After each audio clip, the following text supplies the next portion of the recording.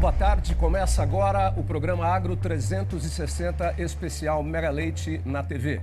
A programação da Mega Leite na TV começou na última quarta-feira e vai encerrar agora com esse nosso Agro 360.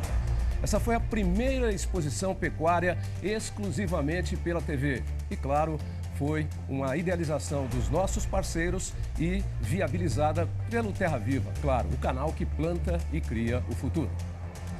Hoje vamos discutir a economia no agro e as perspectivas pós-Covid-19 no agronegócio do leite. Reunimos um time de referências no assunto para saber as políticas para o setor, as novas tecnologias e também dar orientações aos produtores rurais que, claro, estão preocupados, como todos, com os rumos dos negócios nesta fase de tantas incertezas na economia. O mercado do leite, Plano Safra, divulgado nesta semana, e as perspectivas para a cadeia leiteira também terão espaço aqui no nosso programa especial de hoje. Bem, vamos aos nossos convidados. Eu começo apresentando o diretor técnico científico da Girolando, José Renato Chiari. José Renato é produtor rural, consultor e médico veterinário. Boa tarde, José Renato. Muito prazer em revê-lo e obrigado aí pela parceria e pelo sucesso que nós estamos chegando nessa forma inédita de Mega Leite na TV pela primeira vez. Boa tarde, Tavinho. É um prazer estar participando aqui com você. Uma responsabilidade muito grande, né, de estar substituindo o nosso presidente, mas vamos tentar substituí-lo aqui. Com certeza. Um abraço a todos aí. Com certeza, José Renato, será um bom bate-papo. Nessa discussão eu tenho também a presença do chefe-geral da Embrapa Gado de Leite, o Paulo do Carmo Martins. Paulo, que é pesquisador formado em Economia pela Universidade Federal de Juiz de Fora, em Minas Gerais. Na Embrapa, atua no desenvolvimento de estudos de inteligência de mercado, competitividade e eficiência da cadeia produtiva do leite e derivados. Boa tarde, Paulo. Bom revê-lo e saber que você também está com a gente aqui nessa investida de Mega Leite na TV. Pois é, eu queria dizer da minha satisfação de estar aqui com você, com esse timaço que vocês conseguiram reunir, e de saída parabenizar o pessoal aí da Girolando pela maneira arrojada de superar esse momento que a gente está vivendo de total dificuldade de fazer eventos presenciais, mas viabilizando o nosso encontro de maneira inédita. E de saída queria mandar um abraço aí para o nosso presidente Odilon, que lidera todo esse processo de transformação. Foi a primeira, vamos dizer assim, situação difícil que ele encontrou e conseguiu fazer um caminho diferenciado. Mega Leite na TV veio para ficar e eu acredito que outras exposições e eventos do agro brasileiro vão seguir esse caminho vitorioso. Legal, Paulo. Eu sei que você é um visionário e realmente esse é um caminho que parece que vai ser seguido em larga escala. Eu tenho também o presidente da Abra Leite, a Associação Brasileira dos Produtores de Leite, nosso amigo também, Geraldo Borges, que está online para participar do debate. Geraldo, que é produtor de leite nos estados de Minas Gerais e sul do Pará, onde cria as raças Girleiteiro e Girolando. Tem MBA em Gestão Empresarial e também é membro da Câmara Setorial do Leite do Ministério da Agricultura. Geraldo, seja bem-vindo aqui ao nosso novo formato de fazer entrevistas por conta desta pandemia do coronavírus 19. Boa tarde. Boa tarde, obrigado, Tavinho. Boa tarde a todos que assistem. Boa tarde aos meus amigos que estão aqui participando. Um abraço especial a toda a diretoria da Girolando, em nome do presidente da Girolando. Um abraço a todos os membros da Girolando e organizando o canal Terra Viva, que está fazendo juntamente os criadores de Girolando, esse evento que veio substituir a falta que nos faz os eventos presenciais de Paulo Fictício. Então, estamos aqui à disposição, desejo um ótimo Agro 360 e especialmente para todos os assistentes e para todos nós que participamos. Ok, Geraldo, a gente vai tentar melhorar um pouquinho o seu sinal, que está falhando um pouquinho. Boa tarde também para o diretor executivo da Associação Brasileira de Laticínios, Marcelo Martins. Marcelo, que é engenheiro agrônomo, formado pela Universidade Federal de Viçosa, em Minas Gerais. E é também especialista em administração rural. Já atuou como superintendente do Senar em Goiás, como assessor técnico da Confederação da Agricultura e Pecuária do Brasil e também da Câmara Setorial da Cadeia Produtiva do Leite e Derivados do Ministério da Agricultura. Obrigado pela sua presença aqui, Marcelo. Boa tarde, seja bem-vindo. Obrigado, Tavinho. Boa tarde para você. Gostaria de parabenizar o presidente Odilon e o Zé Renato por essa edição da Mega Leite virtual. Ontem eu tive a oportunidade de conversar com o Bruno e falei, olha, vocês vão ter um desafio de fazer 2 Mega Leites por ano, uma presencial e uma outra virtual. Gostaria também de cumprimentar meus amigos Paulo Martins, Ronei Volpe e o Geraldo Borges. No caso do Geraldo e do Ronei, nós sempre nos encontramos já há 11 semanas, nos sábados, nesse horário, no Comitê de Crise do Ministério da Agricultura. Então, assim, é um prazer revê-los novamente nesse sábado. Ok, sejam todos bem-vindos. E temos também o presidente da Comissão Nacional de Pecuária e de Leite, da CNA, o Ronei Volpe. Ele é um dos participantes do nosso programa especial também. O Ronei, que é formado em Medicina Veterinária pela Universidade Federal de Santa Maria, no Rio Grande do Sul, e há 30 anos começou na atividade leiteira com gado holandês puro.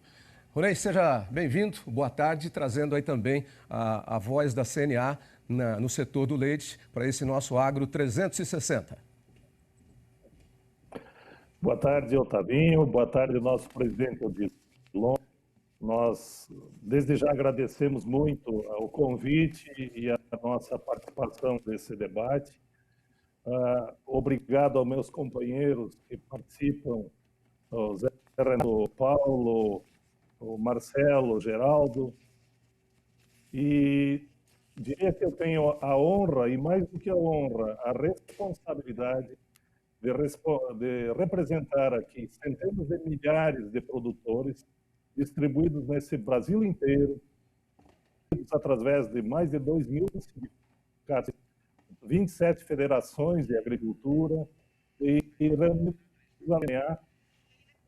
para esse importante e essa inovadora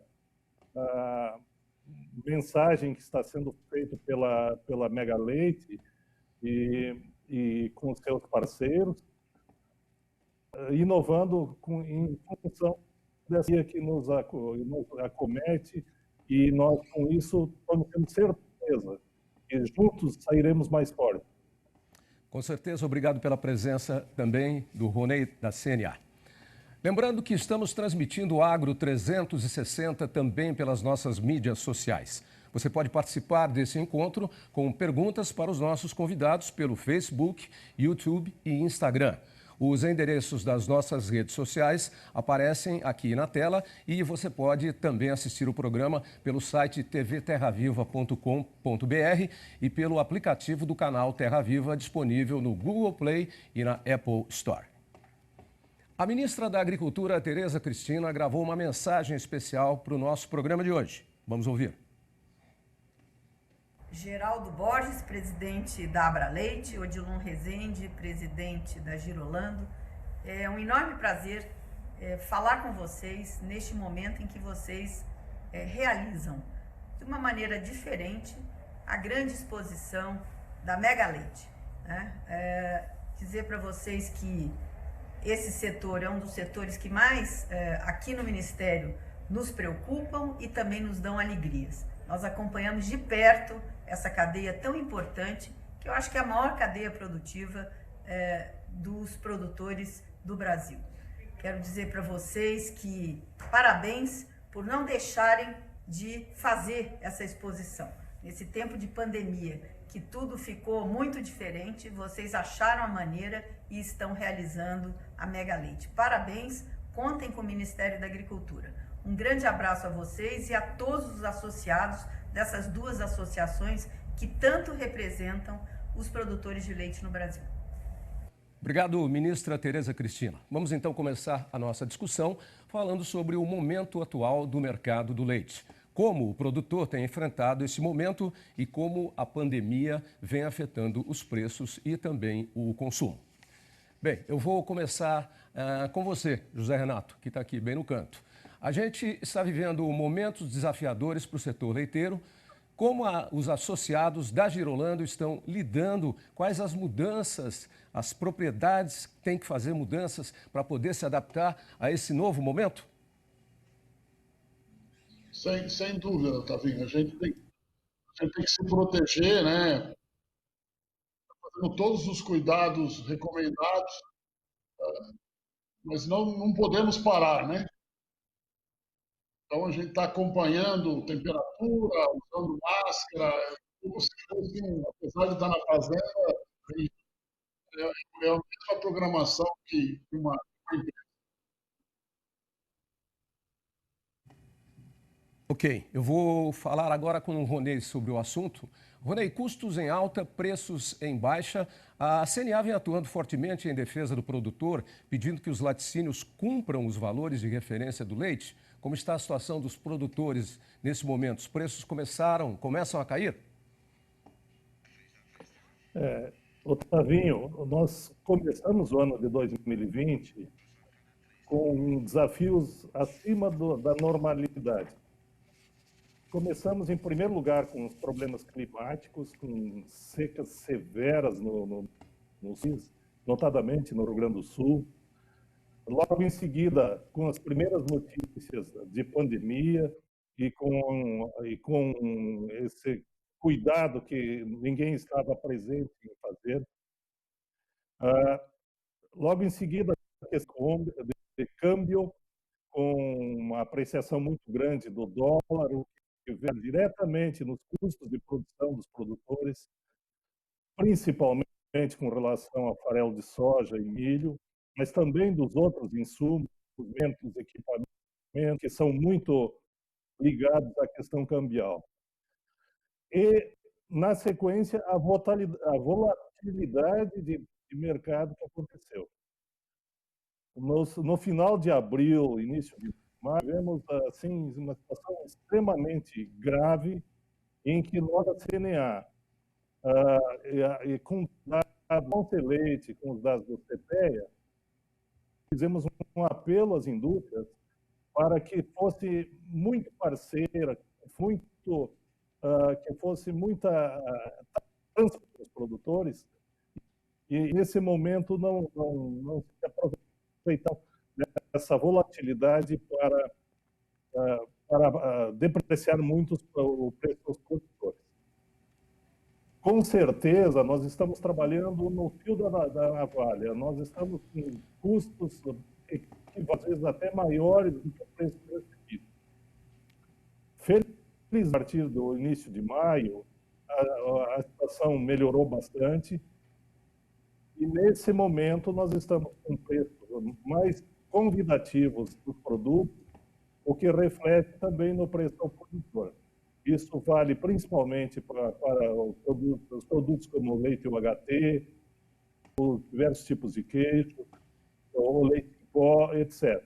Então, esperamos que essa situação perdure, que não seja o chamado voo de galinha, mas, com certeza, também, a principal certeza que nós temos pela função da pandemia é total incerteza, lá, infelizmente.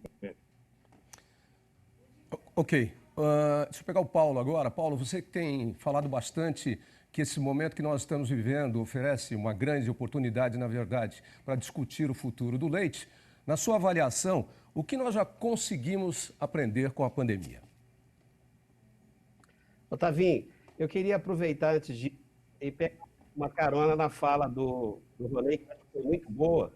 Ele fez uma panorâmica muito interessante. Eu queria colocar, assim, na racionalidade da fala dele, um pouquinho de emoção, porque eu acho que esses 90 dias, 100 dias que a gente está vivendo de Covid, para o produtor de leite, quem chegou agora na atividade leiteira deve estar tendo problema de hipertensão arterial, mesmo tendo 20 anos de idade, porque tudo que a gente está acostumado, acho que o Ronei e todos nós aqui concordamos, é um mercado de muita oscilação, que é o mercado interno.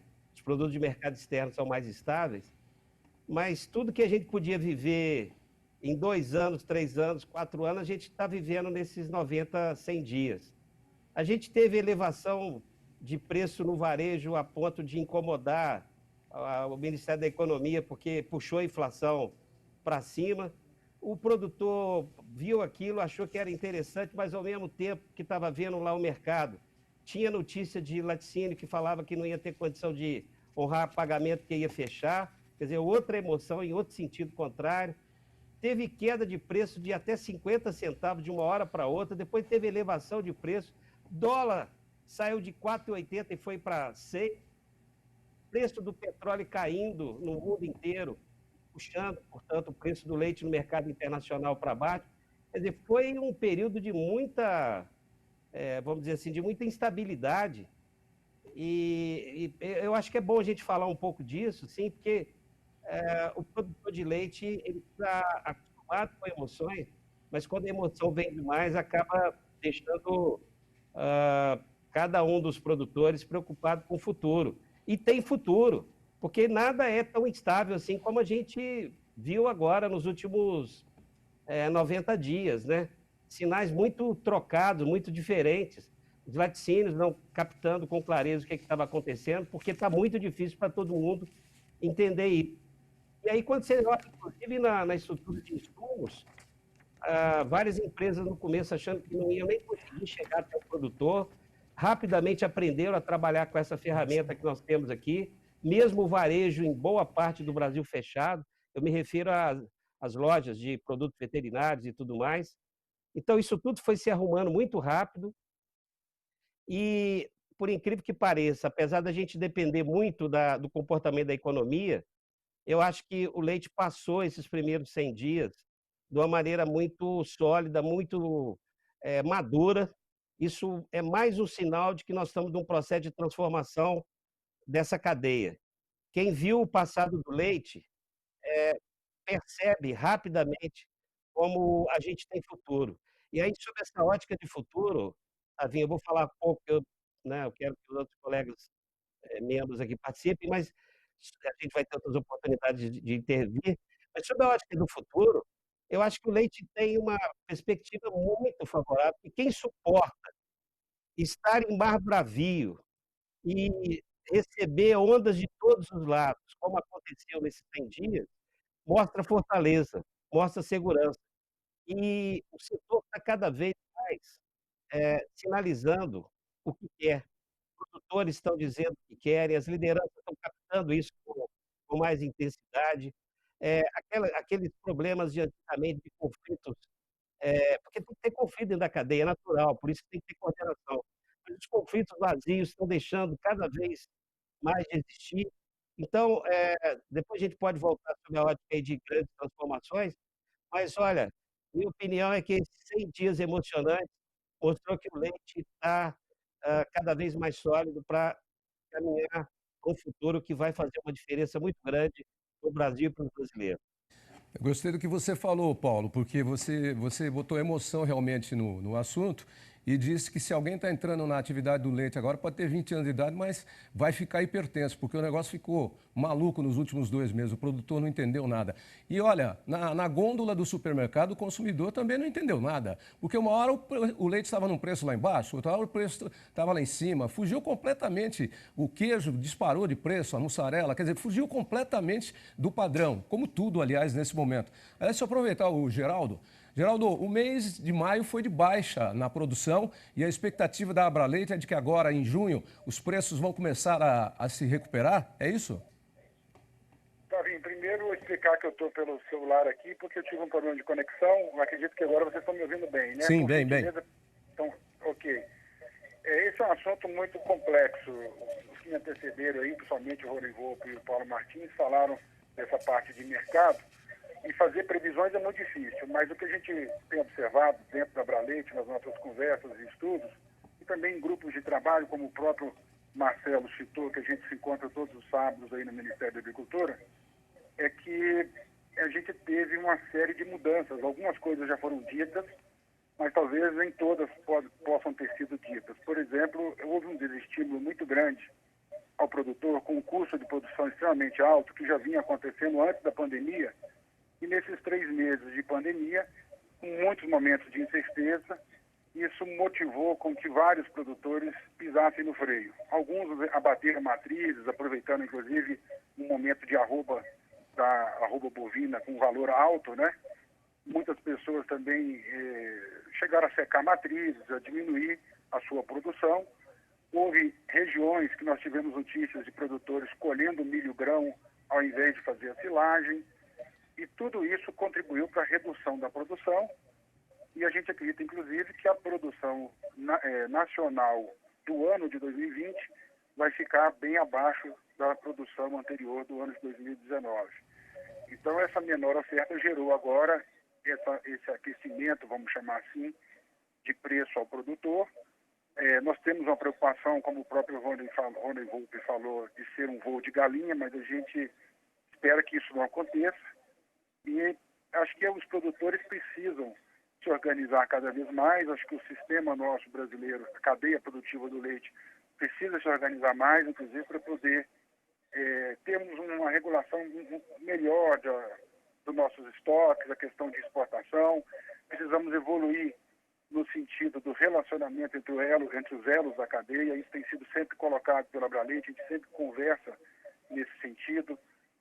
Seguir modelo de outra cadeia que possa estar dando mais certo do que o leite no Brasil. Nós temos exemplos de outras cadeias que exportam e que têm um melhor controle do mercado interno, e nós vamos ter que trabalhar para isso. Todos discutem muito sobre essa questão das exportações, e nós temos muitos gargalos e muitos problemas que estão sendo resolvidos para que a gente possa realmente exportar um volume satisfatório. É uma das maneiras. E também pensar mais em exportar produtos com valor mais agregado, como no caso de queijos, e não ficar só no leite em pó, que é a commodity mais tradicional e que não traria tanto recurso financeiro para nossas exportações. Mas a preocupação ainda existe, é grande, e torcemos para que esse preço se mantenha, porque o produtor vem há muito tempo amargando com baixo rendimento, baixo lucro, até com prejuízo na sua atividade.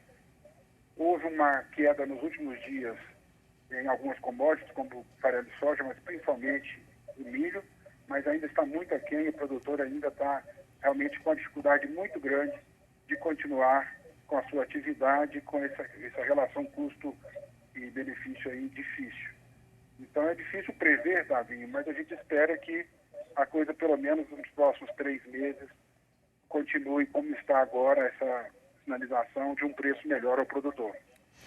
Ok, Geraldo, como você bem disse, é preciso trabalhar aí todos os elos da cadeia produtiva do leite. Aí a gente tem da porteira para dentro o produtor, a gente tem no elo final o consumidor e no meio tem a agroindústria. E é por isso que eu vou aproveitar aqui o Marcelo agora. Para os laticínios, Marcelo, o momento também é desafiador desde o início da pandemia. No começo, os consumidores estocaram leite em casa, uma loucura, parecia que o mundo ia acabar. Mas depois, nos meses seguintes, houve queda no consumo. Então, como os laticínios estão lidando com esse atual momento do mercado, entre captação, trabalhar os produtos e colocar produtos no mercado? Mesmo porque o leite também sofreu, porque muitos restaurantes reduziram aí em quase 80% a sua produção de alimentos e houve uma recessão no consumo de leite. Como é que os laticínios estão se virando, Marcelo? Bom, Tavinho, desde o início nós tivemos muitas dificuldades operacionais. Então, num primeiro momento, a garantia da essencialidade dos produtos lácteos era fundamental para continuar produzindo, né? E aí, em alguns municípios, por exemplo, se identificava que a produção de leite era essencial. No entanto, estradas vicinais, mecânicos, borracharias, restaurantes, etc., tudo fecharam. Nós tivemos que fazer um trabalho assim, ponto a ponto, para que a cadeia de suprimentos estivesse aberto, para que nós pudéssemos continuar produzindo. Ato contínuo, nós tivemos que conversar com o Ministério da Agricultura sobre a flexibilização em relação a alguns regulamentos técnicos, porque tínhamos a preocupação em relação a alguns ingredientes que são utilizados em produtos lácteos ou embalagens, ou até mesmo a condução do plano de qualificação de fornecedores de leite está fora do que determinava as normas. Então, assim, houve uma sensibilidade muito grande por parte do Ministério da Agricultura nesse sentido. No momento seguinte, na segunda onda, onde a demanda ela significativamente, foi muito importante algumas alterações em relação ao financiamento de garantia de preço ao produtor, ao FGPP, que voltou a fazer parte dos recursos de exigibilidade bancária, e a situação era preocupante naquele momento. Chegamos a estudar com muitas empresas a possibilidade delas acionarem o que rezava na MP 36, que flexibiliza o contrato de trabalho. Tivemos um trabalho intenso também de criação de um protocolo de mitigação de riscos nas indústrias de laticínios, porque assim, uma incidência de Covid nos trabalhadores geraria um problema, inclusive, de necessidade de fechamento da planta industrial, né? Então, todos esses pontos, dessa forma, foram muito intensos e muito importantes do ponto de vista de discussão. Somado a isso, né, as 3 ondas, como o Paulo Martins comentou, onde nós tivemos um aumento significativo da demanda por lácteos no primeiro momento, né, e passo um fechamento do praticamente total do food service. Depois, um segundo momento onde a situação ficou muito ruim, como eu comentei, né, até tentamos alternativas porque estávamos preocupados com excedentes de estoques, que seria extremamente complicado do ponto de vista de capital de giro, né? Bom, e aí veio a terceira onda, que eu particularmente acho que teve uma importância muito grande, o auxílio emergencial disponibilizado pelo governo federal, para que essa terceira onda viesse e desse pelo menos uma certa estabilidade no mercado nesse momento, né? Então, assim, nossos problemas, as nossas dificuldades, elas foram só relacionadas à questão do mercado, né, de preço de mercado, mas sim da condição de continuidade do processo produtivo, que era algo e continua sendo algo extremamente importante para que nós possamos fazer fluxo de abastecimento da população brasileira. Ok, deixa eu pedir aqui para a câmera 2 um pouquinho, que o nosso diretor TV, o Charles, abra as nossas telas todas aí para dizer, nós estamos conversando com o José Renato, o Paulo Martins, o Geraldo Borges também, o Marcelo Martins e o Rony Volpe. E a gente vai falar agora sobre a importância da tecnologia nas propriedades rurais e os avanços da genética nas raças leiteiras. Deixa eu começar aqui, aproveitar o Zé Renato. Zé Renato, nessa linha de melhoramento genético, quais as novidades nós temos hoje e o quanto a tecnologia evoluiu para melhorar, trazer aumento na produtividade e a gente continuar crescendo no setor do leite? Eu me lembro que há pouco, no programa anterior, conversando com o Guilherme, que cuida da parte do leite na Alta Genéticas, ele disse que tem uma boa notícia. Pela primeira vez, nós temos um touro girolando sintético, que significa que é o primeiro touro 100% girolando. Ou seja, estamos evoluindo e muito. Estamos evoluindo sim, Tavinho. O PMGG é um sucesso. A evolução nos últimos 20 anos foi fantástica. E agora, recentemente, com a entrada do genoma, a gente turbinou o processo, né? Tanto para a gente selecionar os touros para entrar no pré-teste, e já estamos tendo essas gratas surpresas, essa evolução muito rápidas, né, muito rápido, e as fêmeas da mesma forma. Então, essa evolução está acelerando o melhoramento de uma forma incrível, e nós vamos ter uma raça cada vez mais forte, genuinamente brasileira, né, para produzir leite em países tropicais, né? Então, a gente fica muito feliz com isso, muito animado com esse trabalho que a gente está conseguindo fazer dentro da associação, com toda a equipe. Ok, ok. Deixa eu falar com o Paulo Martins agora. O Paulo, a Embrapa lançou há 2 anos uma tecnologia chamada Clarify de Girolando, voltada para a seleção de animais geneticamente superiores para os rebanhos leiteiros. Queria que você falasse agora que benefícios, quais os resultados positivos que essa tecnologia trouxe até agora. Otavinho, se a gente tivesse que escolher uma característica mais relevante do produtor brasileiro, é que eu estou me referindo não só ao do leite, mas de maneira generalizada, é que ele é audacioso e empreendedor. E está muito caracterizado no que a gente está discutindo agora relacionado a melhoramento genético. Tanto animal quanto vegetal. Nós conseguimos avançar muito na questão vegetal e fundamentalmente na questão de melhoramento animal. O GIR foi substancialmente e continua sendo melhorado no Brasil.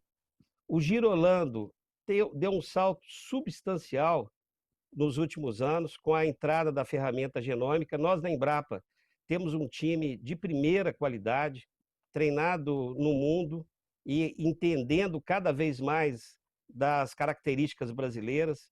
Um time que gosta de trabalhar junto com o produtor, que é empreendedor, como eu disse, e a junção de conhecimento e empreendimento, empreendedor, faz toda uma diferença. Mas também é importante valorizar e fundamental valorizar a participação também das empresas que se associaram. É uma estratégia vitoriosa, público-privada, a Associação Girolando cumprindo o papel de organizar tudo que diz respeito aos dados dos produtores, e trazendo a credibilidade, porque o produtor acredita na associação, a Embrapa entrando com a inteligência e as empresas que são associadas cumprindo o papel de dinamizar todo esse processo e fazer com que, no final das contas, quem ganha é o consumidor. Porque cada vez mais, a gente sempre está discutindo preço de leite, mas se você vê historicamente, o preço do leite vem caindo. Se a gente já compara em relação à década de 80, 90, e nesse milênio, vem caindo em termos relativos.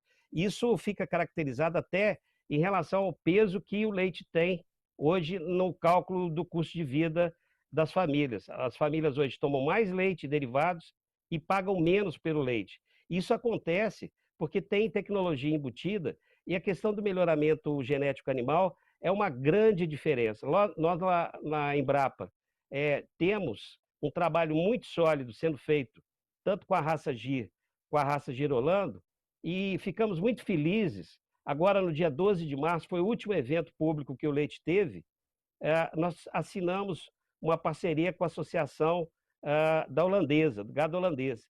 Então, o Brasil tem aí uma perspectiva muito positiva, porque essas 3 raças, elas estão cada vez mais presentes, conversando entre si, e quem ganha no final, volto a dizer, é o consumidor. Mas antes do consumidor ganham todos os agentes que estão na cadeia e estão apostando nesse processo de melhoramento contínuo da produção e da produtividade. Ok, fala com o Ronei agora da CNA. Ronei, sua trajetória é marcada por um intenso trabalho na pecuária leiteira do Paraná. O estado é o que mais cresceu nas últimas 2 décadas em produção e também em produtividade. E puxou junto com isso também uma outra importante bacia leiteira que fica no oeste de Santa Catarina. Quais são os fatores que contribuíram para esta expansão? Oi? Alô, Ronei? Ok, eu não ouvi o início, mas compreendi sua questão. Eu gostaria, Pode falar, Ronei.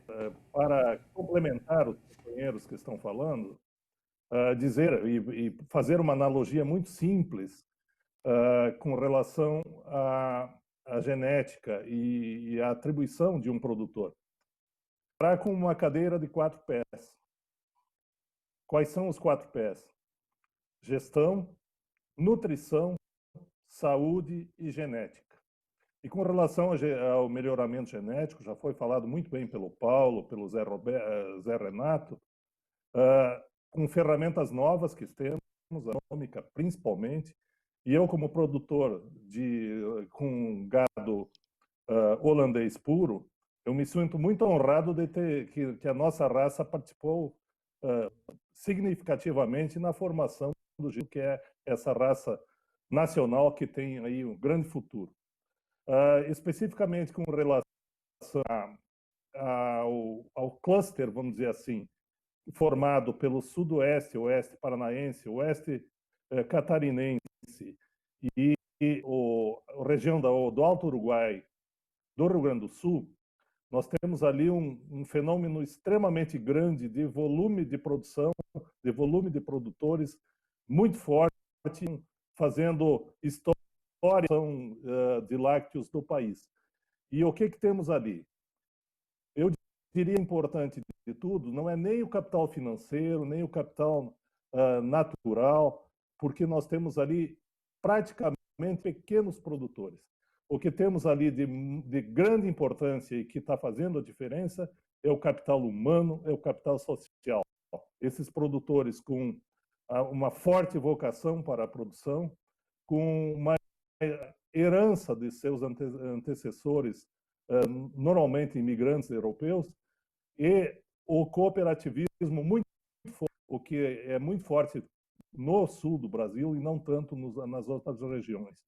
Mas, voltando à questão da genética, nós vamos, com as novas ferramentas, e a Embrapa tem mental aqui no Brasil para isso, fazer a velocidade de melhoramento genético seja bastante maior. Tá, Ronei, antes da gente chamar o intervalo, deixa eu aproveitar que o Ronei está aí, só para completar, isso tem sido, o acesso a essa tecnologia tem sido para pequenos produtores também ou só para médios e grandes?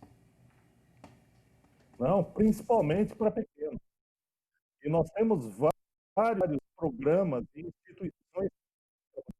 Temos a Extensão Rural Oficial, que ainda é forte. A questão de empresas de assistência técnica. Temos o Senar, com o programa de assistência técnica e gerencial, que está fazendo muita diferença especificamente nos pequenos e médios produtores. Temos também o Ministério da Agricultura, o Leite Saudável, que consegue recursos que as indústrias, que os integradores, através de recursos do PIS/COFINS, apliquem em assistência técnica, em desenvolvimento dos produtos. Eu diria o seguinte, o produtor hoje que quiser, o produtor que tiver vontade de crescer, ele tem as informações, ele tem apoio, seja de instituições tanto públicas como privadas. Ok, agradeço por enquanto os nossos convidados. A gente precisa fazer um rápido intervalo, mas já voltamos aqui com o nosso Agro 360 especial Mega Leite para a TV, para os nossos convidados também possam falar daqui a pouquinho sobre Plano Safra e sobre perspectivas para o setor produtivo do leite depois da pandemia do coronavírus. Voltamos já.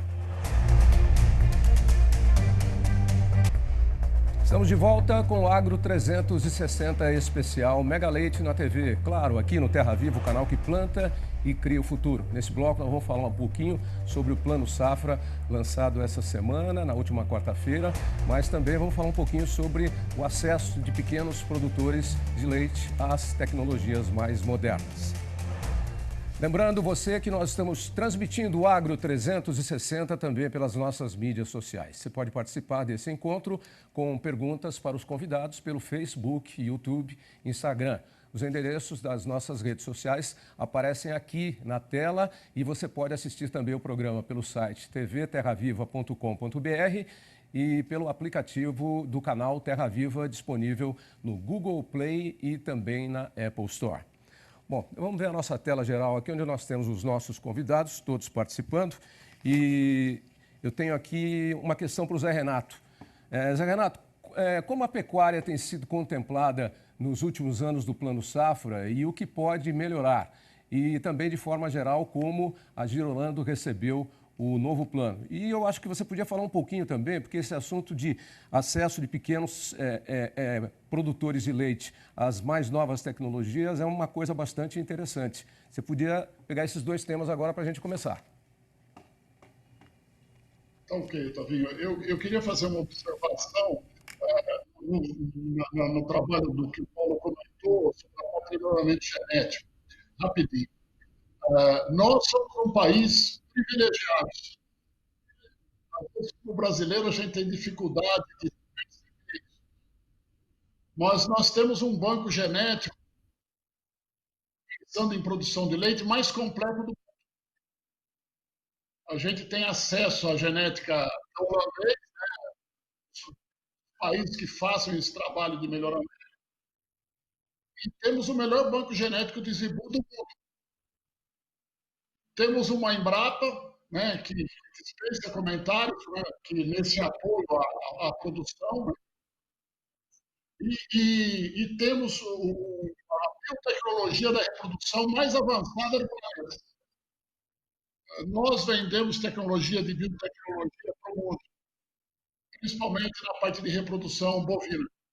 Então, nós somos privilegiados por isso a gente precisa realmente utilizar isso ao máximo, né? E o exemplo disso tudo é o que está sendo feito no Girolando. Bom, quanto ao uso de tecnologia para pequenos produtores, essa ideia de que tecnologia só pode ser usada para o grande é uma falsa visão, né? E a gente precisa ver o que é tecnologia. Então, tudo pode ser feito de uma forma muito simples, usando tecnologia. Então, por exemplo, controle leiteiro ajuda demais na gestão da propriedade, né? A gente conseguir saber quem são as vacas que a gente tem que fazer uma melhor nutrição e tudo isso.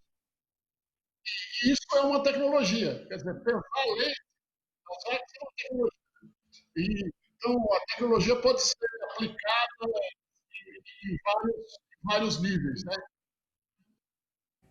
E quanto ao trabalho dos pequenos produtores, o Ronei já citou o Senar, né, o Sebrae, toda a parte de assistência técnica.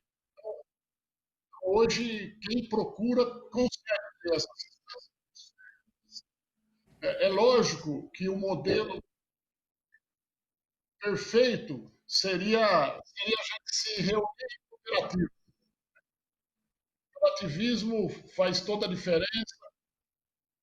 O que aconteceu, a evolução, principalmente no país. Mas, nossa, eu estou com muito retorno, um eco aqui, que tá difícil. Mas basicamente era isso, Tavinho. Tá, só a questão. Como a Girolando recebeu o Plano Safra anunciado aí essa semana? Porque nós tivemos, inclusive, corte de alguns recursos, mas, de modo geral, a Girolando viu como o novo Plano Safra? Olha, Otávio, a gente sabe da dificuldade, né? Dificuldade que o governo está passando nessa pandemia, né? O gasto que está tendo não programado, né? Então, dentro do possível, foi o que aconteceu. A gente tem alguma preocupação ainda com os prolongamentos de pagamentos, né? Foi adiado alguns pagamentos, mas principalmente o Nordeste, que passou por uma dificuldade muito grande, atrasar esse pagamento, talvez vai ser insuficiente, a gente vai ter que prorrogar isso por mais tempo. Mas tudo isso está sendo discutido e a gente tem esperança que isso dê certo e a gente evoluir. realmente esse momento de pandemia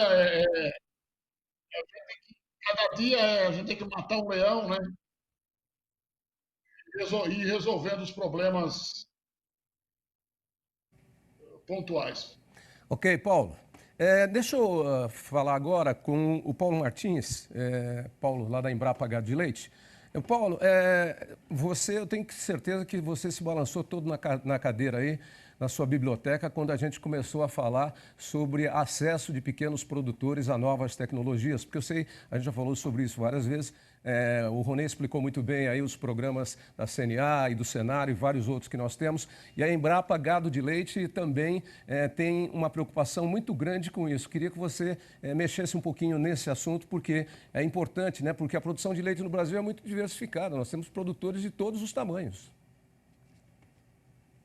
Eu acho que o Ronei colocou um assunto muito importante aqui para nós, né?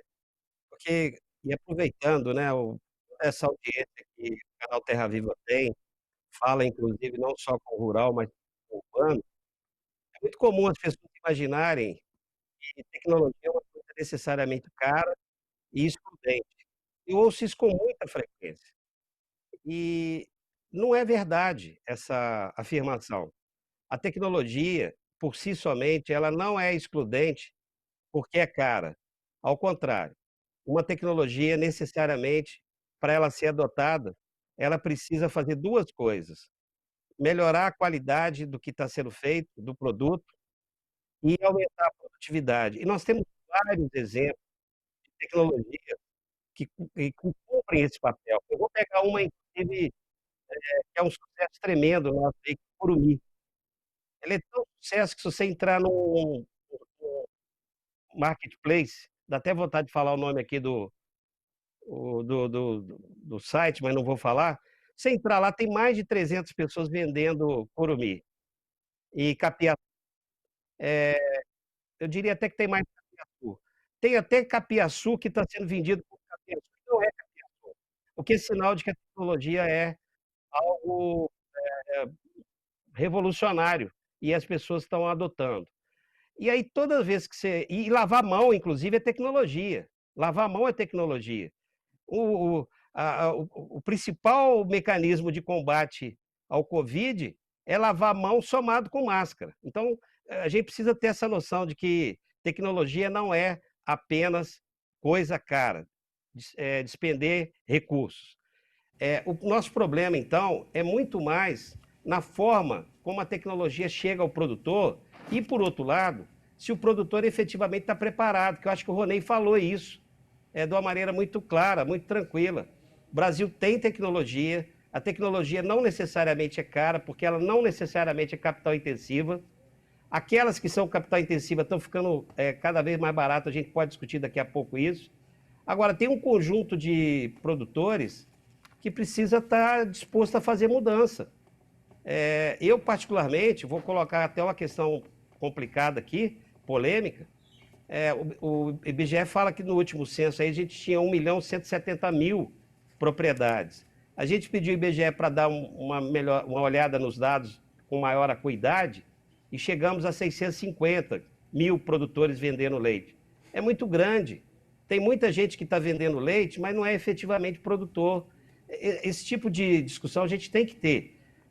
O que faz alguém ficar na atividade não é ser pequeno, médio ou grande. Eu vejo muito produtor médio e grande saindo da atividade, muito médio, continuamente saindo. Desde que nós começamos o processo de profissionalização, tem muito produtor médio saindo. Aquele produtor que quer ir no final de semana na propriedade para lazer, ainda quer ganhar dinheiro com isso. Quer dizer, quer ter lazer e ainda quer ganhar dinheiro.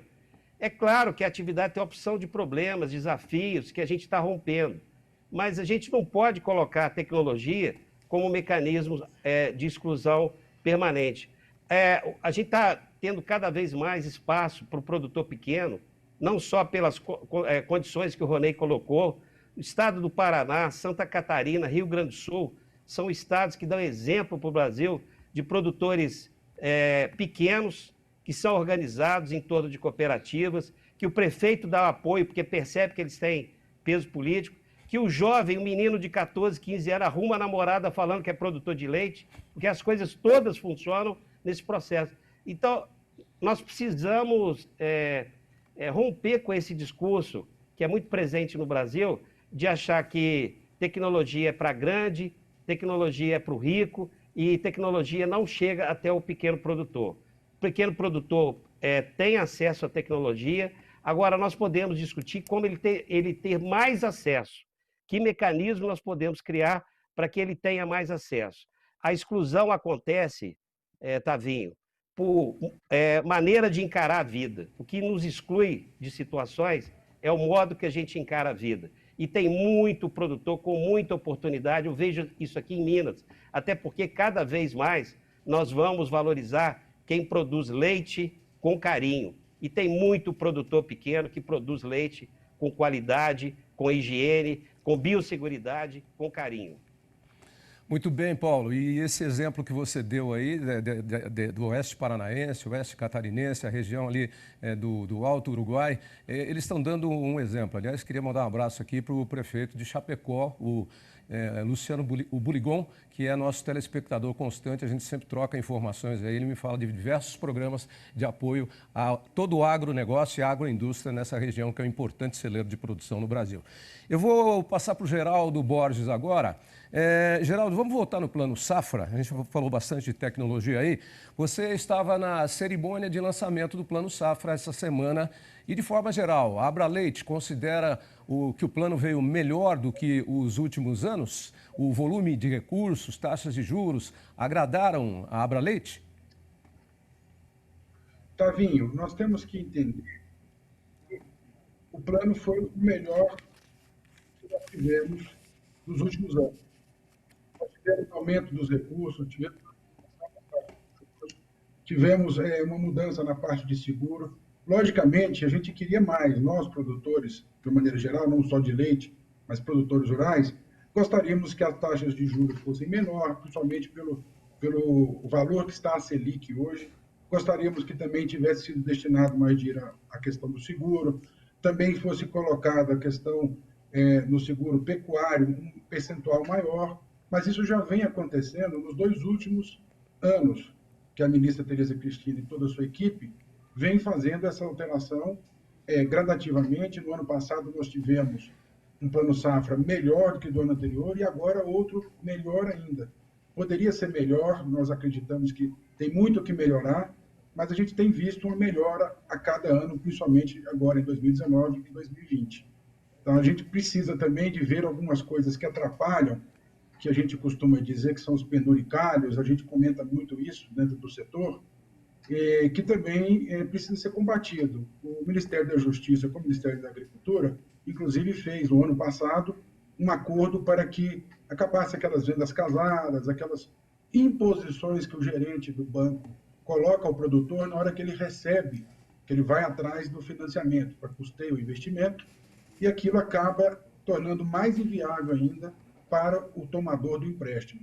Então, a gente precisa combater isso, a ministra está atenta, a equipe dela está atenta, as entidades do setor, não só a Abraleite, todas estão trabalhando nesse sentido para que a gente melhore cada vez mais. Temos que entender que o país tem muitos problemas e uma coisa que nos admira é nesse momento de pandemia, nós estamos aí com o governo gastando em 3 meses o que ele gastaria em décadas, nós tivemos acréscimo para o Plano Safra. Então, a gente tem que entender que, no momento, o governo teve olhos, sim, poderíamos até ter mais pela responsabilidade que o agronegócio tem como um todo para o país, inclusive na balança comercial.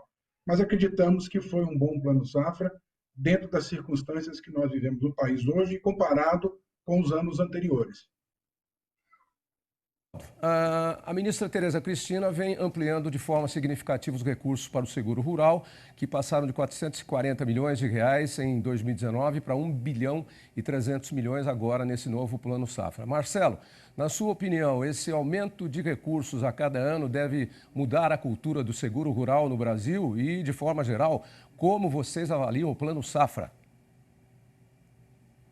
Bom, a nossa visão enquanto indústria diz respeito ao Plano Safra é que ele foi o melhor possível, né, dentro dessa conjuntura que foi comentada, inclusive, pelo Geraldo. Eu penso que o processo de aumento de competitividade, o Plano Safra é importante no que diz respeito à disponibilidade de recursos de custeio e de investimento. Agora, eu gostaria, se for possível, de fazer um comentário, com base até no que os anteriores falaram, em relação à importância das tecnologias apropriadas ao processo de produção.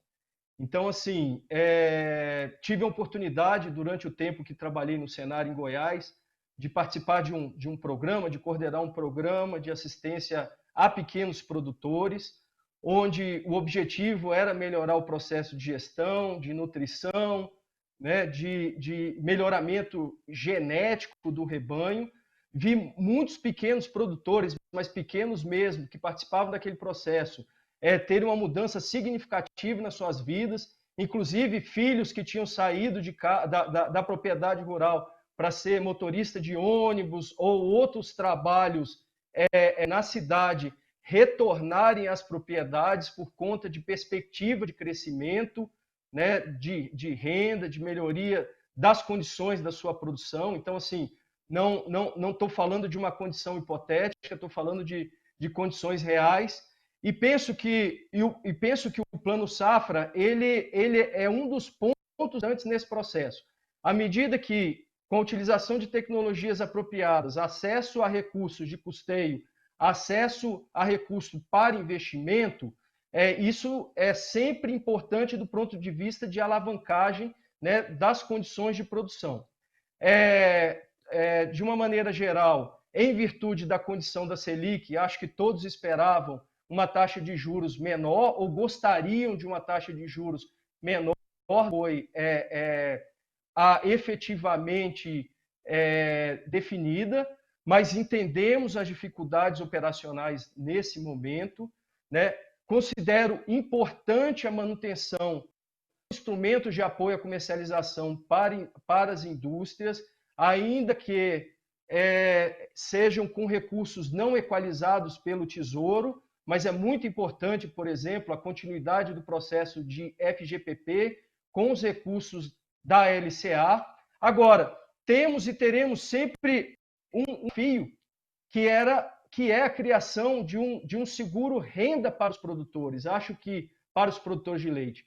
Acho que isso é algo que precisa ser estudado, né? Um assunto que ainda não foi exaurido, mas que, para condições de intempéries, enfim, para uma série de fatores que, de uma certa forma, temos durante o ano, né, que saem da governança do processo produtivo, seria muito importante avançar em relação a um seguro-renda para os produtores.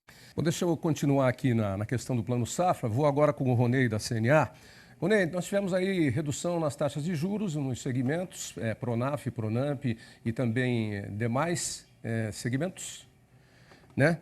E considerando que o Copom reduziu também a taxa básica de juros, né? Então, você acha que esse Plano Safra poderia ter vindo com condições ainda melhores? Inclusive, a CNA tem vários programas que dependiam de verbas e que poderiam ser prejudicados. Como é que vocês receberam o Plano Safra?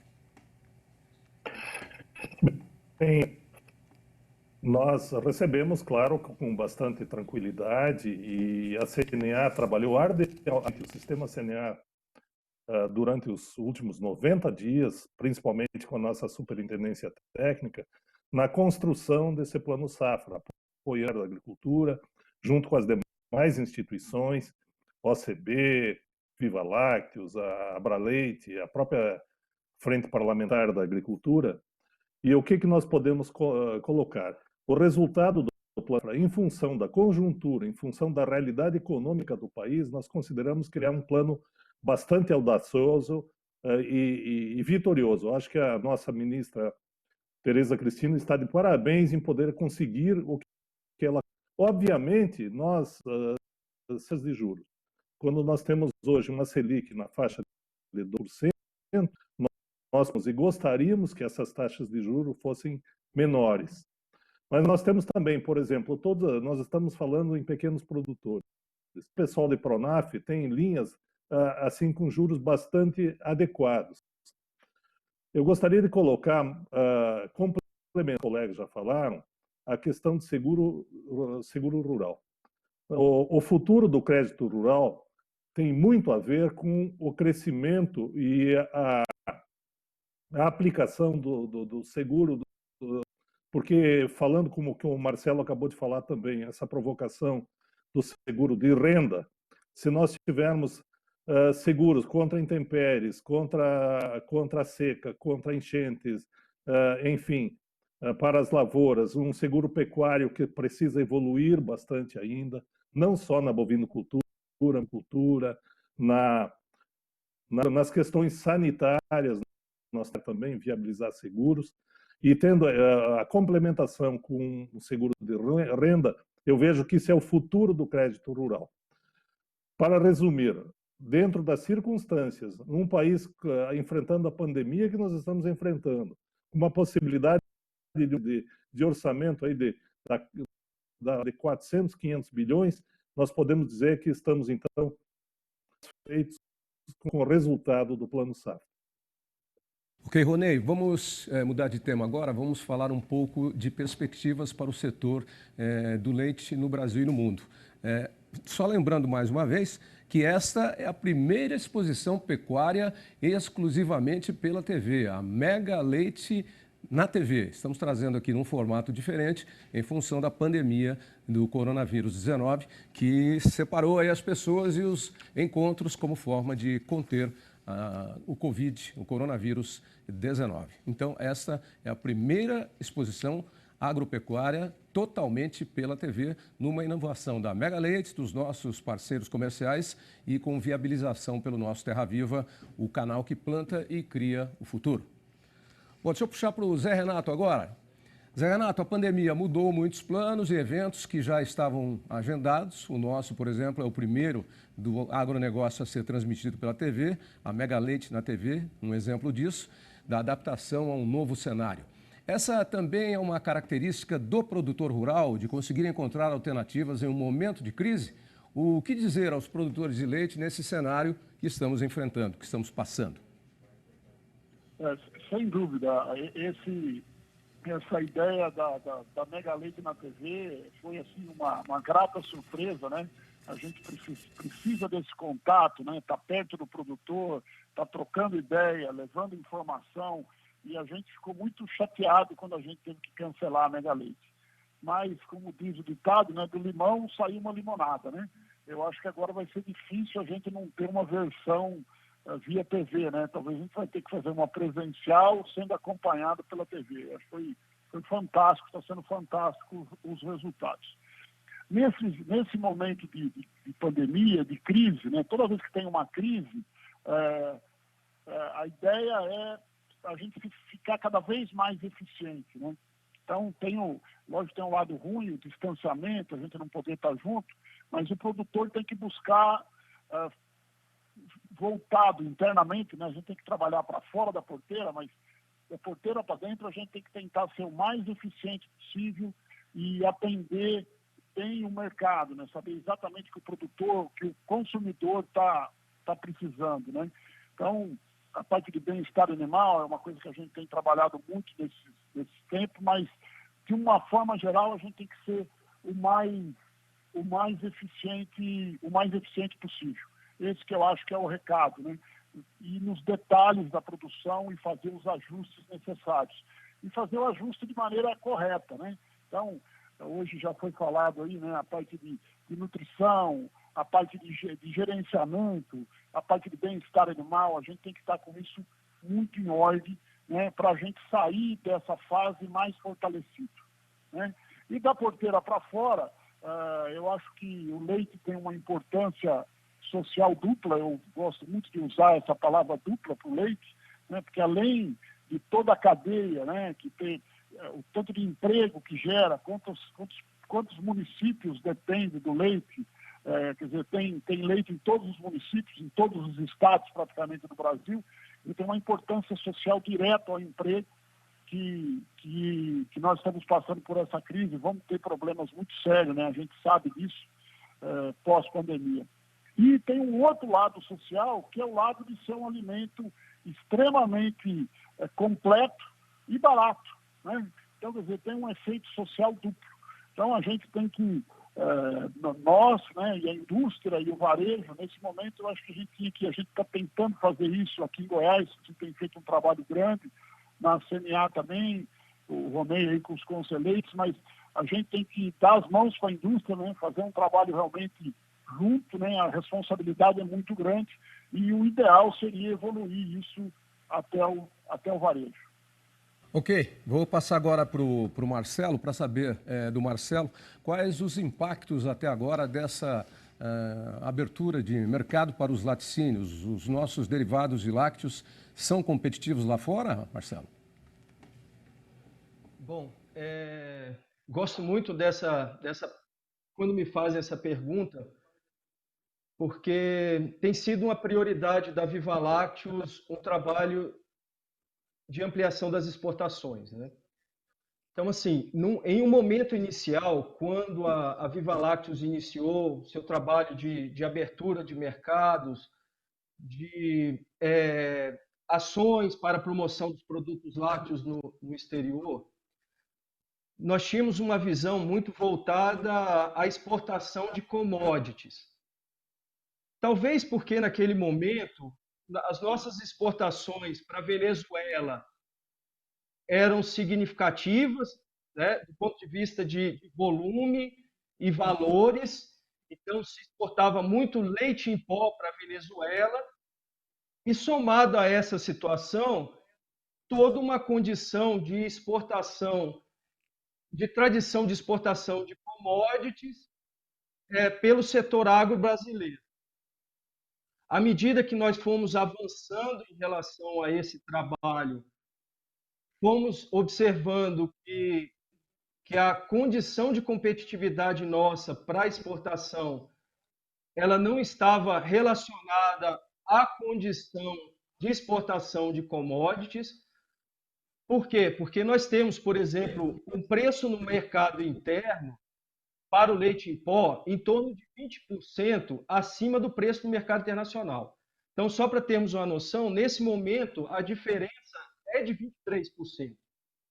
E aí, ao longo do trabalho em parceria com as empresas, com a Apex, no que diz respeito à promoção de lácteos, e com o Ministério da Agricultura, e aí fazer um agradecimento mais uma vez pela parceria que nós temos em relação às ações de acesso a mercados, fomos identificando que, nesse momento, os nossos esforços eles têm que ser centrados nas exportações de produtos de maior valor agregado. E aí, reforçamos os trabalhos no que diz respeito às marcas de produto, as marcas das empresas e produtos de maior valor agregado. E conseguimos iniciar um conjunto de ações que levaram um grupo de empresas que representavam 12% das exportações há 3 anos atrás a exportarem hoje em torno de 50% de todos os lácteos que são exportados pelo país. Né? Hoje, talvez muitos não saibam, nós somos o principal fornecedor de queijo gorgonzola para a Rússia. Temos ampliado muito as nossas exportações de queijos para países latino-americanos. Lógico, temos um grande desafio que é nos inserir de forma significativa em mercados como o chinês, por exemplo, né, onde temos mercado aberto para 24 plantas, mas estamos num processo ainda de início das exportações, em virtude da necessidade de registro de produtos, registro de rotas, que desde outubro foi, de uma certa forma, flexibilizado pelos chineses, à medida que a responsabilidade passa a ser do importador, mas que, em virtude de toda essa questão da Covid, ainda não conseguimos usar. Temos desafios como o México, mais recentemente um acerto em relação ao certificado sanitário internacional para exportação para a Arábia Saudita, mas o fato é o seguinte, e concluindo, se me perguntarem hoje se o Brasil será um grande exportador de lácteos, eu falo com toda sinceridade que vai depender de uma conjuntura de fatores, né? Porque, por exemplo, nos momentos onde nós temos essa diferença de 20%, ela cai para em torno de 4%, 5% do mercado interno para o mercado internacional, a gente consegue exportar uma quantidade significativa dentro das nossas condições de leite em pó para o mercado internacional. Mas o que nós temos muito claro hoje é que existe um grupo de empresas, não são muitas, são poucas empresas que estão profissionalizando o seu processo de exportação, que estão trabalhando para uma parte significativa do seu faturamento passar a ser com exportações, e esse grupo, né, ainda que pequeno, já tem resultados significativos em relação às exportações. Então, assim, é um trabalho de formiguinha, um trabalho que, de fato, demanda muito tempo, estudo e estratégia. Só para vocês terem uma ideia, ontem, quase 5 horas da tarde, liguei para Ronei, que é o nosso presidente da setorial, falando que precisávamos encaminhar um documento para o Ministério da Agricultura ainda ontem, de forma urgente, para adequar as discussões de indicação geográfica de queijos à nossa realidade. Então, assim, é um processo que demanda, de fato, muito tempo, expertise, né, vontade e, de uma certa forma, interesse das empresas para que a gente avance em termos de exportação, né? Temos um desafio muito grande de aumentar a nossa competitividade, né? No passado, éramos grandes importadores de lácteos, houve um processo de substituição das importações ao longo dos anos, né? Com o crescimento da produção a uma taxa de 4% ao ano. Para continuarmos aumentando a nossa produção, nós vamos ter que gerar demanda, porque estamos muito próximos da autossuficiência, e essa geração da demanda, ela passa por melhoria da competitividade, melhoria da inovação tecnológica, melhoria dos processos produtivos, porque nós temos que ampliar a demanda no mercado interno e ampliar a demanda, a nossa participação no mercado internacional, para que nós continuamos tendo sustentabilidade no crescimento. E organizar visando buscar esse objetivo, né? Porque hoje o grande objetivo do setor do leite é abastecer o nosso mercado interno. Outros setores do agronegócio, como café, soja, milho, carnes, se organizaram no sentido de poder enfrentar o mercado internacional, que é um mercado muito competitivo e é um mercado que exige entregas. Se você não consegue entregar, você perde o cliente. Deixa eu mudar agora o tema um pouquinho para o Paulo Martins. Ô, Paulo, você já falou um pouquinho que você vê aí um grande futuro para o leite no Brasil, mas eu queria entender um pouquinho como é que você pensa nesse momento que a gente vive, nas incertezas que nós temos ainda com os reflexos dessa pandemia de coronavírus. Como é que você avalia esse setor mais a curto prazo aí para o setor produtivo, esse cenário mais a curto prazo para o setor produtivo do leite? Viver é incerto e impreciso. Viver esse momento de Covid-19 é muito mais incerto e imprevisível, porque a gente não consegue ter muito claro para onde a gente está efetivamente indo. Então, o primeiro ponto que a gente tem que assumir como natural é que todos os agentes, em qualquer segmento produtivo, estão muito preocupados em tentar entender para onde a gente está indo. E quem disser que sabe para onde está indo, é porque está mal informado. Esse é o primeiro ponto. Portanto, a gente não deve se desesperar por não estar com clareza do caminhar. Agora, a gente percebe já algumas modificações que estão acontecendo e não são por conta da Covid, não são. O mundo já estava mudando. O mundo mudou, começou a mudar quando isso aqui surgiu na nossa vida e a gente começou a tê-lo como quase que um órgão, parte do corpo humano. Então, foi em 2007, a ponto de hoje, a gente chama esse aparelhinho de smartphone, ele é cada vez menos fone e cada vez mais smart. Quando a gente quer ligar para alguém, a gente manda uma mensagem, posso te ligar? Ou seja, mudou o padrão de relacionamento, porque a nossa vida está ali dentro. E aí o consumidor mudou a maneira de encarar o mundo. O consumidor mudando a maneira de encarar, ele está com um nível de exigências que o produtor de leite necessariamente precisa trabalhar olhando para esse processo. Não dá mais para ficar olhando só para a indústria. O nosso alvo, a nossa meta é o consumidor, é entender o consumidor e do consumidor as coisas serem organizadas. Tem um conjunto muito grande de produtores hoje que já tem essa percepção, que quem está ditando regra é o consumidor. Da mesma maneira que nós, em outras cadeias, a gente dita regra, a gente diz como é que a gente está querendo que o produto chegue até nós. E uma das coisas, a gente podia fazer uma discussão longa sobre isso, mas uma das coisas fundamentais é que nós precisamos cuidar de tratar bem os animais. Quando eu era jovem, Tavinho, já não sou mais, tratar o animal significava dar comida para ele. Tratar o animal hoje é dar todo um processo de cuidado, que vai desde a gente garantir que esse animal ele está saudável, que ele está bem tratado no sentido de ter conforto, que ele está comendo o que é necessário. Não é porque a gente está olhando só para o animal, é porque a gente está olhando para o consumidor, porque o consumidor está atento a tudo isso. Então, olhando a perspectiva da agora para frente, e já olhando agora para o curto prazo, o que a gente está fazendo? Aprendendo a trabalhar com o mundo digital. Nós, nesse momento, estamos exercitando isso. Essas tecnologias estavam todas disponíveis aqui para nós. Só que a gente não tinha acordado para como elas poderiam transformar as nossas vidas para o bem. Então, há um espaço considerável para o Brasil. Primeiro, porque nós somos um país que temos aquilo que tecnologia não cria. Nós temos demanda por leite e vamos continuar crescendo.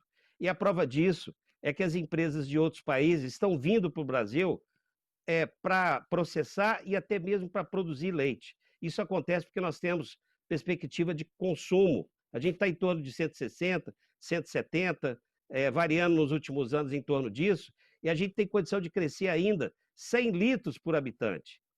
Então, é muito razoável. É claro que depende do crescimento da economia, claro que depende, mas a gente tem perspectiva de crescer. Quem está na Europa, quem está nos Estados Unidos, não tem essa perspectiva. A gente ainda pode crescer aqui e é claro que vai crescer muito lá na Ásia. Isso, então, abre um espaço muito bom. Quando o Marcelo conta aí de todas as experiências que ele está tendo e todo o esforço que a entidade dele está fazendo para colocar o leite lá fora, no mercado internacional, às vezes, ouço assim, as pessoas dizerem: mas tem que fazer escolha para o mercado interno, tem que deixar o mercado externo do lado de fora, fora da prioridade. Na verdade, a gente tem que trabalhar com as duas perspectivas. E o mercado internacional tem muito a nos ensinar. Toda vez que você tem um pé lá no mercado internacional, você traz a questão da competitividade para dentro. Você tem e competitividade não é só custo, não. Competitividade é a maneira da gente organizar o processo de produção. É claro que custo é importante, mas tem outras características, como a qualidade do que a gente produz, que quando a gente está num processo mais competitivo, a gente traz para dentro do país. Então, essa junção de mudança de base produtiva gerada pelo Covid, acentuando a velocidade daquilo que estava sendo gerado pelo novo consumidor. E a perspectiva de nós colocarmos um pé no mercado internacional cria uma possibilidade muito grande da gente aumentar a velocidade de transformação que vem ocorrendo no leite, somado às tecnologias que têm surgido, digitais, feitas por brasileiros, com conhecimento de brasileiros, e que têm feito uma diferença muito grande. Eu queria fazer um comentário aqui para terminar essa abordagem. O pessoal às vezes assim fala: o Brasil já pesquisou muito, não precisa pesquisar mais, a gente não tem mais necessidade de colocar dinheiro em pesquisa. Olha, o que é pesquisa? Pesquisa é transformar dinheiro em conhecimento.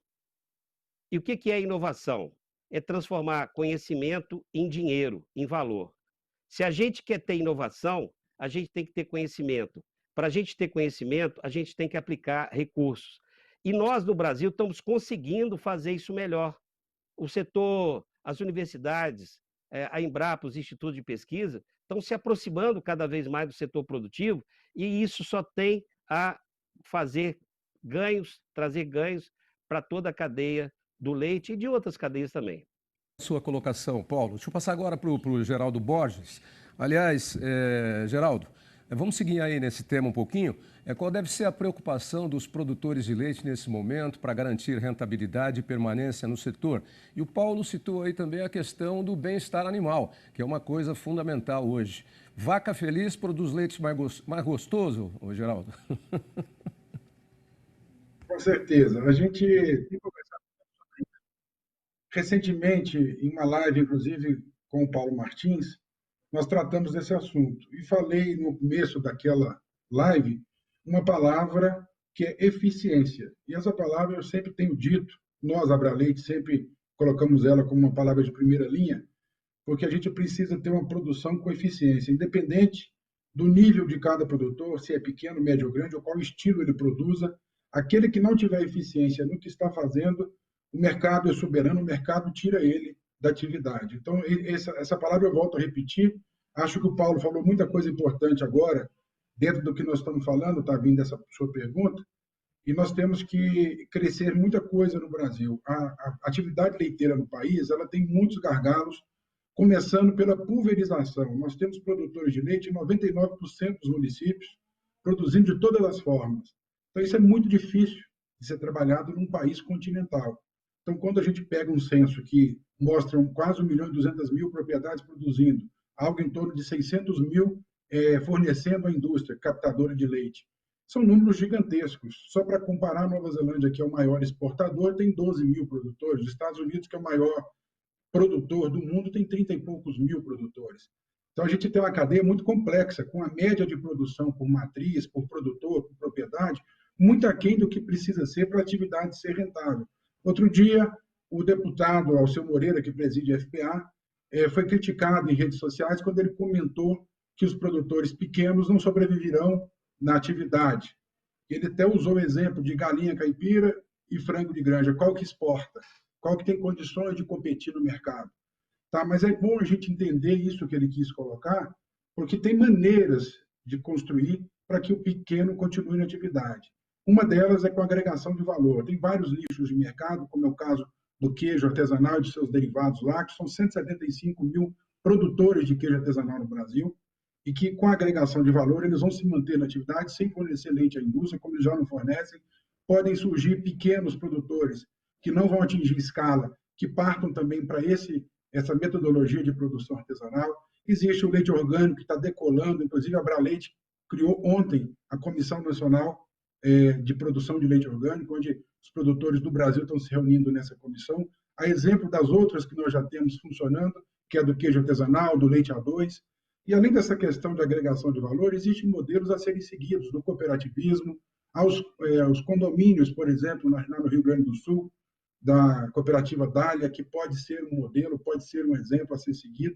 O Rony Volpe, na fala dele, falou da cultura, da questão do Sul, que isso também é diferente. Você comparando, por exemplo, Rondônia e Mato Grosso, dois estados que têm milhares de produtores pequenos passando por dificuldade, é muito difícil de implantar, o mesmo que a Dália está fazendo no Rio Grande do Sul, você conseguir implantar em Rondônia e Mato Grosso por questões diversas, né? Não só de clima, como cultura. Então, nós temos um desafio, nós todos que estamos aqui e todos que estão nos assistindo, nós temos um desafio gigantesco, que é o que a gente sempre fala, organizar essa cadeia produtiva do leite nacional.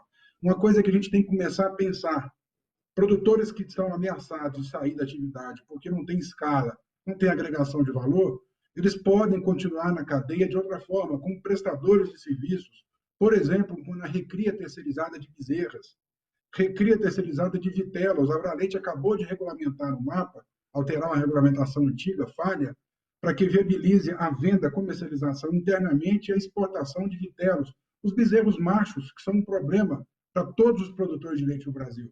Apenas aqueles que são elitizados, ou seja, animais de alta genética, que vendem como reprodutores, mas isso é uma minoria, um percentual mínimo dentro da nossa atividade.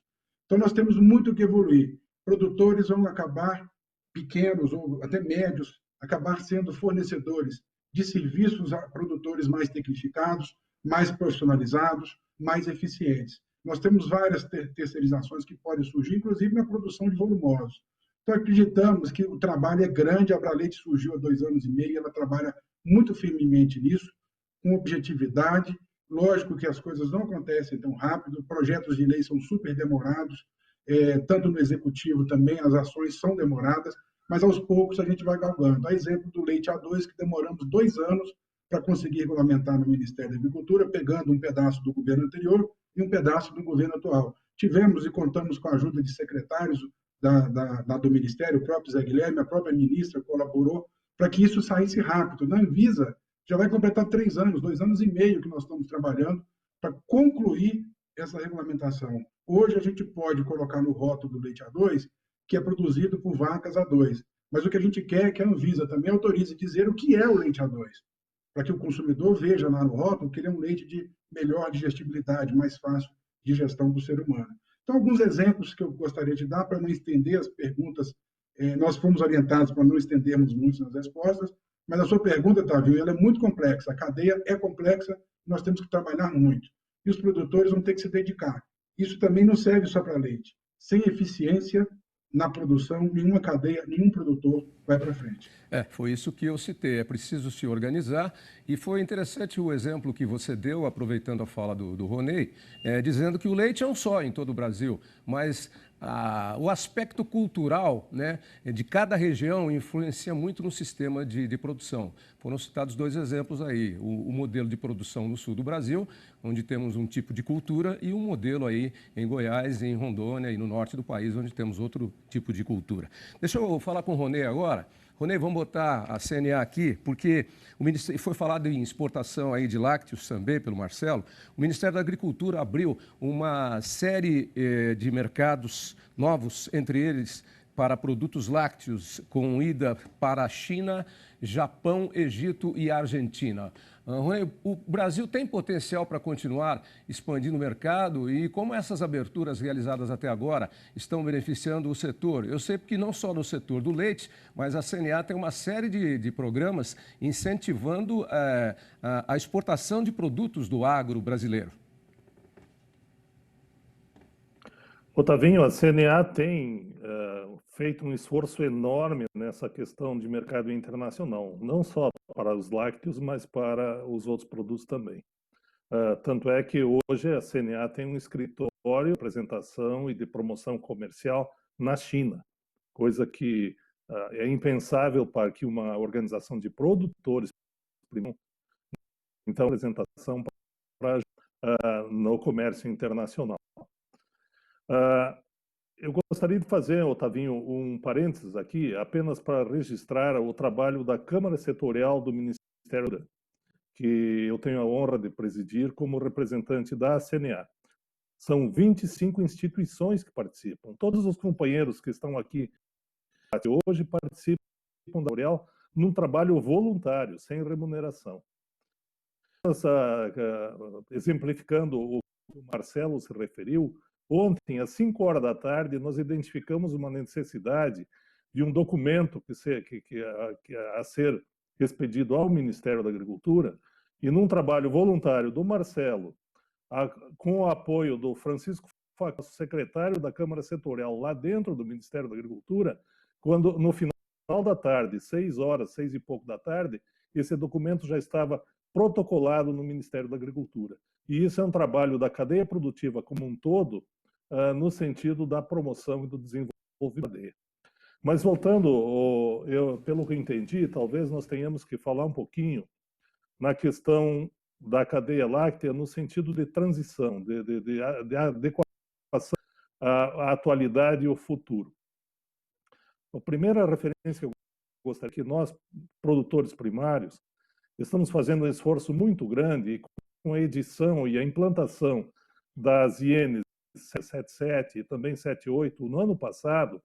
O setor inteiro, não só produtores primários ou industrial também, entendeu que não temos mais condições de protelar qualquer maior que seja na questão da qualidade do leite, na conformidade internacional do produto, para ser o primeiro item, então, junto com a sanidade, para acessarmos o mercado internacional. Numa visão de médio prazo, pensando, imaginando o que é a cadeia produtiva daqui a 10 anos, eu acho e vejo isso como tendência, nós vamos ter muito menos produtores, produzindo mais leite, e aí que nós temos um esforço, as instituições públicas ou privadas, de trazer os pequenos produtores, e quando eu falo pequenos produtores em termos de volume, 100, 200, que não teriam, vamos dizer, viabilidade econômica, trazer ele para uma escala maior, com as tecnologias existentes, e as que venham a ser ou implementadas, nós vamos ter, então, um setor com mais produção, com uma inserção maior no mercado internacional, e nós temos que dizer um pouquinho essa questão de mercado interno ou externo. Nós vamos pegar o exemplo da nossa de avicultura. Nós somos hoje o maior exportador mundial de aves, de carne de aves. Mas 80% da nossa produção abastece o mercado interno, apenas 20% que vai para o exterior. E o leite vai para o mesmo caminho, não tem a menor. Mesmo no setor industrial. Foi divulgado as indústrias, as 14 maiores indústrias, representam hoje em torno de 25% que abastece o país. Com apenas 33 mil. Ou seja, nós vamos ter, com certeza, uma concentração talvez maior no volume de produção pelas indústrias, com menos produtores. E isso não significa que temos que dar oportunidade a todos, mas aí, como o Paulo já falou muito bem, como o Geraldo falou muito bem, nós temos que ter, então, em primeiro lugar, a vontade, o espírito empreendedor dos produtores que queiram continuar na atividade. Ok. Bom, eu peço a vocês que continuem aqui com a gente mais um pouquinho. Já são 13h37, temos que entregar o programa às 13h55. A gente tem o Odilon Rezende já com a gente agora, o Odilon que é presidente da Girolando. Tudo bem, Odilon? Daqui a pouquinho você vai falar, só quero dar uma... Bom, Tavinho, boa tarde a todos. Boa tarde, Odilon. Bom ter você também com a gente aqui. Vamos ouvir a sua fala no final desse que é, daqui a pouquinho, o primeiro evento do agronegócio, da agropecuária, uma edição diferente, transmitida pela TV. É bom deixar registrado isso. Primeiro evento do agronegócio, junto com a Girolando, os nossos parceiros e a Mega Leite, que nós conseguimos trazer para a TV pela primeira vez, um fato inédito. Pois bem, essa edição teve muita informação para toda a cadeia produtiva do leite. Antes de encerrar o programa, nós vamos assistir uma mensagem especial deixada pelos diretores da Associação Brasileira dos Criadores de Girolando. Vamos ver. Olá, pessoal. Hoje nós estamos encerrando a nossa Mega Leite na TV. Sem dúvida, um grande evento inovador para a nossa cadeia leiteira. Acho que não podemos deixar de agradecer a todos aqueles que puderam tornar esse evento possível.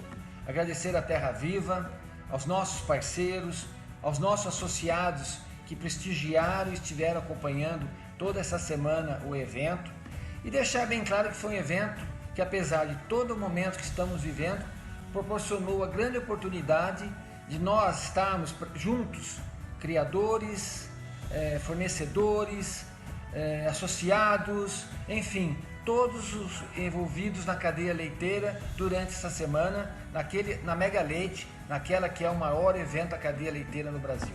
E se Deus quiser, 2021 estaremos novamente com a Mega Leite. Obrigado. Boa tarde, meus amigos.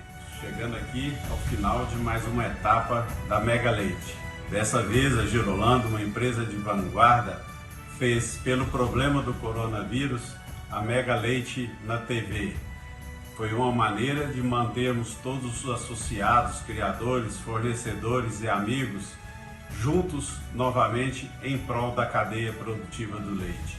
O agronegócio, após essa pandemia, nunca será o mesmo. Será sempre o responsável pela alavancagem de todo mundo, tanto na parte de alimentação, tecnologia, tudo que o mundo moderno, que esse mundo diferente vai exigir. Não poderia deixar aqui de agradecer a todos os parceiros masters, colaboradores, patrocinadores, que não mediram esforço para que essa Mega Leite na TV se realizasse. E lembrando a todos que 2021 estaremos firmes e fortes novamente, com a Mega Leite ao vivo, torcendo pelo nosso gado, pelos melhores resultados, e estaremos na beira da cerca, lá na Gameleira, se Deus quiser. Um forte abraço a todos e que Deus nos proteja. O que vimos e ouvimos nos últimos dias foi, sem dúvida, a constatação de que a cadeia do leite está entendendo um novo tempo. Essa união de forças de todos os elos da cadeia nos mostra que estamos no caminho certo, demonstrando a importância econômica e social da atividade. É muito gratificante ver que o foco do debate seja cada vez mais amplo, onde a harmonização de todos os elos é objetivo comum. Parabéns a toda a equipe de Girolando. É a inovação vencendo a dificuldade. Um grande abraço a todos. Mega Leite 2020, realizada de um modo diferente, mas com o comprometimento, criatividade por parte de nossa equipe, não deixamos passar em branco esse grande evento. Equipe essa que quero agradecer de coração por todo o empenho, comprometimento com o evento e com a raça. Agradecer aos nossos parceiros masters, as instituições e as empresas e os nossos associados e criadores, que juntos, sempre fortalecendo a raça e o setor do agronegócio do leite. Mega Leite 2021, que venha com todo o comprometimento, profissionalismo, empenho, alegria, para que possamos estar juntos em 2021. Um grande abraço a todos e meu muito obrigado. Esse é o espírito da raça Girolando. Quando tudo parecia muito difícil, fizemos uma Mega Leite espetacular, com aquilo que a gente reputa ser muito importante, que é a difusão do conhecimento. E esse é efetivamente o espírito da raça Girolando. Ser inovadora, ser criativa, trazer aquilo que é de mais importante para a produção leiteira.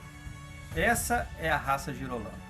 Vamos seguir com a expectativa que em 2021 tenhamos uma nova Mega Leite ainda mais renovada e, de preferência, estejamos todos unidos, juntos, presentes em Belo Horizonte. Até lá, um grande abraço a todos. Chegamos ao final da nossa Mega Leite. Gostaria de agradecer a participação de todos os associados, criadores, produtores, de técnicos e colaboradores que passaram conosco essa semana tão rica, trazendo tantas informações para a pecuária leiteira nacional. Trouxemos informação do melhoramento genético da raça, dos caminhos e dos rumos que a raça está tomando. Tudo isso em prol da cadeia produtiva do leite.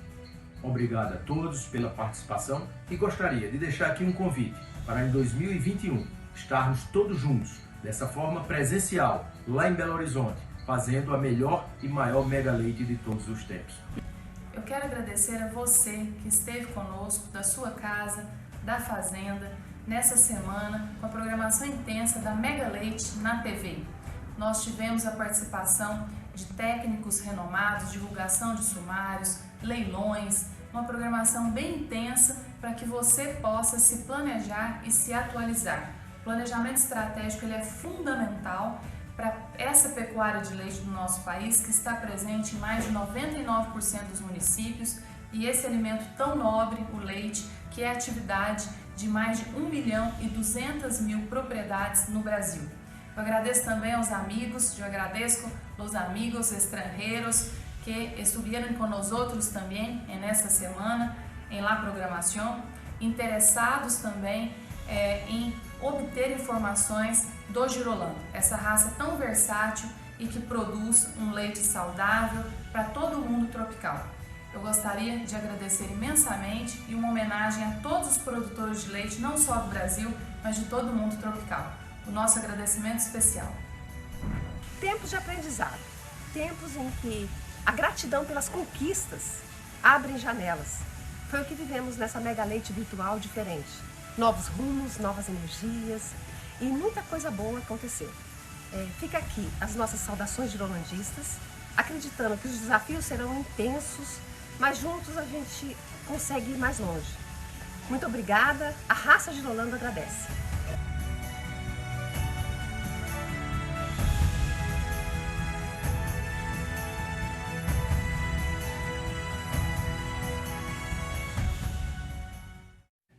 Em tempos de mudanças, de pandemia por coronavírus 19, a gente tem que ser criativo e tem que mudar. Portanto, esta foi a primeira feira agropecuária feita na TV, sem os 60 mil participantes de público que normalmente vão à gameleira lá, mas com muito mais gente assistindo e muito mais audiência nesse trabalho liderado pela Girolando, pelos nossos parceiros comerciais e viabilizado pelo nosso Terra Viva. E agora, Odilon Rezende, a mensagem final do encerramento dessa Mega Leite é sua, por favor.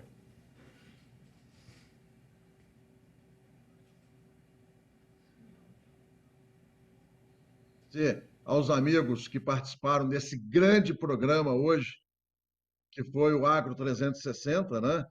E iniciando aí com um vídeo da nossa ministra Tereza Cristina, o nosso muito obrigado pela disposição de fazer esse vídeo conosco. A gente sabe a dificuldade que ela tem tido, e numa semana difícil do lançamento do Plano Safra, e mesmo assim ela arrumou um tempo para nos atender com a solicitação. Então, o nosso muito obrigado ao Ministério da Agricultura, na pessoa da ministra Tereza Cristina. Agradecer ao meu amigo Paulo Martins, que nunca mediu esforços para estar conosco também, né, e enobrecendo tremendamente esse grande evento aí que nós tivemos agora, né? Estamos finalizando.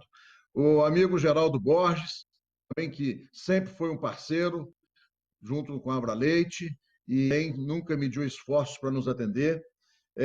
O amigo Ronei Volpe, do CNA, que muito bem nos representa junto aos órgãos governamentais, né? É um órgão extremamente importante para que a cadeia consiga sobreviver e, consequentemente, a nossa raça também, né?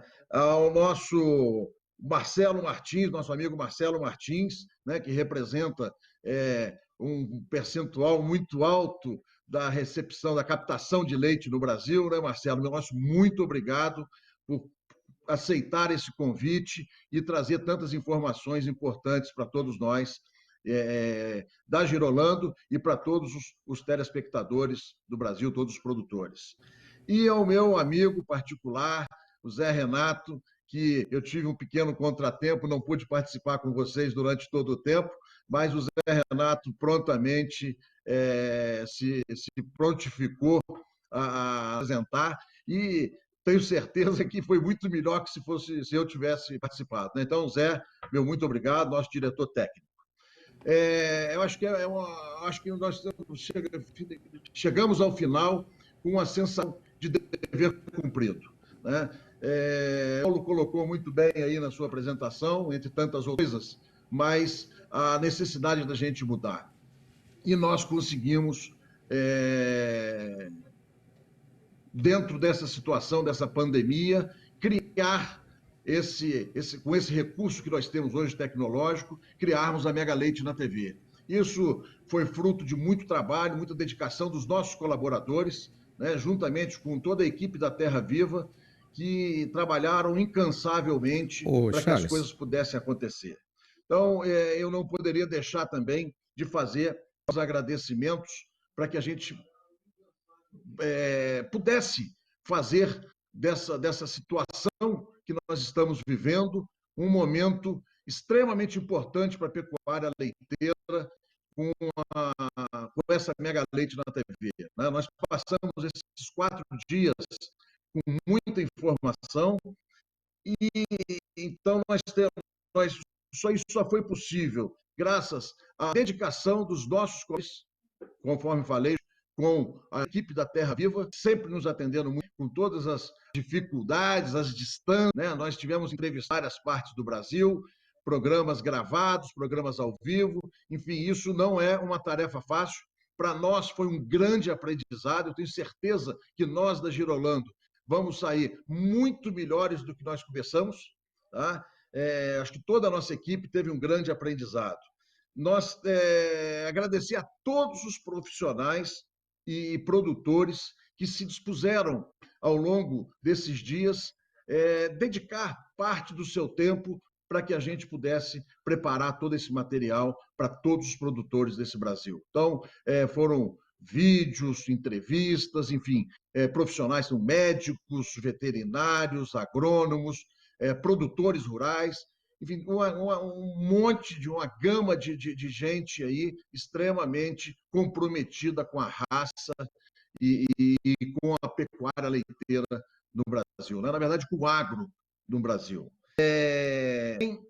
Os nossos associados, né? Eu acho que esses são os nossos verdadeiros patrões, né? Estamos falando de mais de 4.000 associados que nos apoiaram e continuam nos apoiando nesse momento extremamente difícil. Então, o nosso muito obrigado para que fez com que a gente pudesse fazer isso tudo acontecer. Né? Aos nossos parceiros master, que sem eles nós não faríamos nada. Né?